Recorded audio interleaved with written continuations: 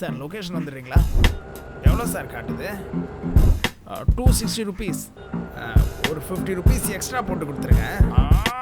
Office போங்க auto தேடி தானே ஒரு அலைச்சல். ஆட்டோன்னா மீட்டர் மேலே கேட்டாமன்னா உடைச்சல். நீங்கள் எவ்வளோ தரீங்க எனக்கு? யோ மேலே அதை சொல். இவனுங்களோட பேரம் பேசி டெய்லி ஒரு எரிச்சல். நான் என்ன சார் பண்ணுவேன்? Please understand my position. ஆப்காரன் கிட்ட கட்டணும் 20% கமிஷன். அது போக பெட்ரோல் காசு பண்ணி பாருங்க அடிஷன். 50 ருபீஸ் மேலே குத்தா தான் அந்த சவரி எஃபிஷியன்ட். யுவர் ஆனர் நீங்க சொல்லுங்க, இவர் பண்றது கரெக்டா?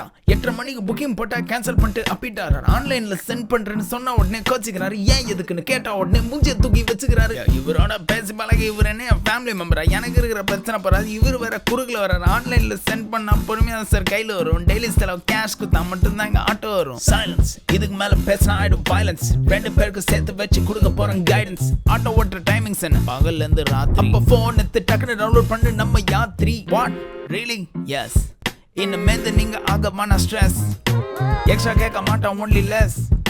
Zero commission is the best. ஓ நம்ம யாத்ரி நம்ம ஊருக்குள்ள இறக்குறோம். நம்ம யாத்ரி மார்னிங் பாஷா போல பறக்குறோம். நம்ம யாத்ரி இனி அல பறக்கல போறோம். நம்ம யாத்ரி மத்த ஆப் அடிச்சு நொறுக்குறோம். இல்ல அது தப்பு. ஆனா இனிமே நம்மளாம் ஃப்ரெண்ட்ஸ். கோபிநாத்.